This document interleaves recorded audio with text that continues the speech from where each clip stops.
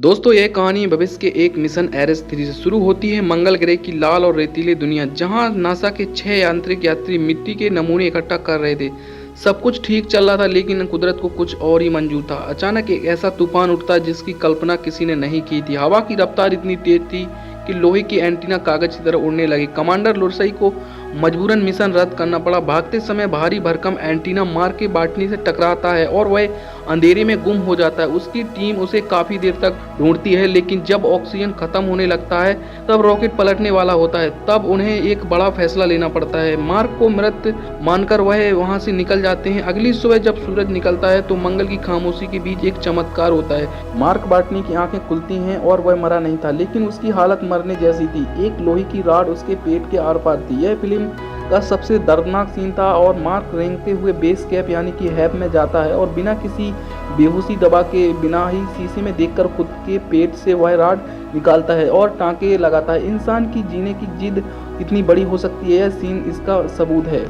अब असली खेल शुरू होता है। मार्क हिसाब लगाता है कि उसके पास खाना सिर्फ 31 दिनों का बचा है, जबकि अगला मिशन आने वाले 4 साल लगेंगे। वह खुद से कहता है कि मुझे जिंदा रहने के लिए साइंस का इस्तेमाल करना पड़ेगा। मार्क एक बॉटनिस्ट वनस्पति वैज्ञानिक था। उसने अपनी टीम के छोड़े हुए वेस्ट का खाद की तरह इस्तेमाल किया। मंगल की मिट्टी में कोई ताकत नहीं थी, इसलिए उसने उसे उपजाऊ बनाया, लेकिन पानी कहाँ से लाएगा। उसने रॉकेट के खतरनाक ईंधन हाइड्रोजन को जलाकर हाइड्रोजन अलग की ओर से पानी बनाना शुरू किया। यह काम इतना खतरनाक था कि एक बार जबरदस्त धमाका हुआ और मार्क दूर जाके गिरा, लेकिन आखिरकार उसने मंगल की बंजर जमीन पर पोटैटो के पौधे उगा ही लिए।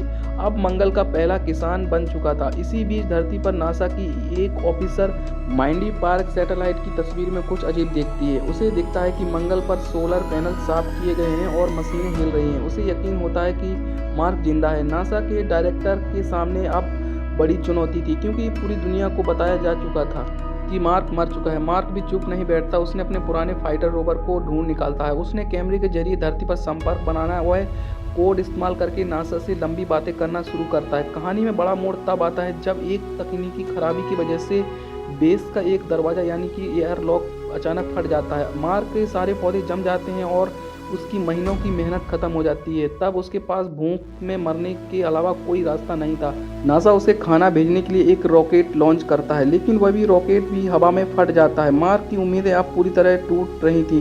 वह कमजोर हो रहा था और उसे शरीर पर एक निशान पड़ने लगे थे। तभी चीन की स्पेस एजेंसी मदद के लिए आगे आती है। नासा वैज्ञानिक एक बहुत ही रिस्की प्लान बनाते हैं। मार्क की पुरानी टीम को सच बताते हैं, जो अंतरिक्ष में अपने घर वापस लौट रही थी। टीम के 5 सदस्य फैसले करते हैं कि वे घर जाने की बजाय वापस मंगल की ओर मुड़ेंगे।